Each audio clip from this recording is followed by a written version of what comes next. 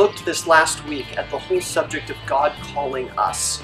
And we looked at the person of Samuel and how God uniquely called Samuel to the job that God had for Samuel. And what we realized in looking at the story of Samuel is that Samuel was not the logical choice for the job that God called him to.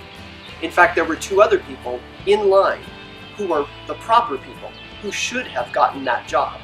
But instead, God called Samuel. And it reminds us through the story and the events of Samuel's life that when God calls us, it really has nothing to do with who we are. Instead, it has everything to do with what God has planned. And our job when God calls is to be ready.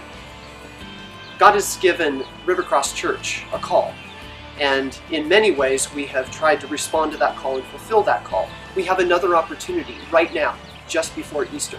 We talked about it last week, and what we're calling it is Easter in a Basket. We will have 100 of these baskets this coming Sunday at church. And what we're hoping is you pray and consider and think about who you might be able to give this Easter in a basket. It's called Easter in a Basket because of what's inside. And what's inside are some items that are a bridge between how Easter is often celebrated and how God created Easter to be focused on Christ and God's love for us. There's some things in there. I hope you take a look at these this coming Sunday and think about who could you give these to? Who do you know? Some friends, some family, some acquaintances that you could give these to bless them and encourage them to celebrate Easter, and maybe even to respond to God's call in their lives.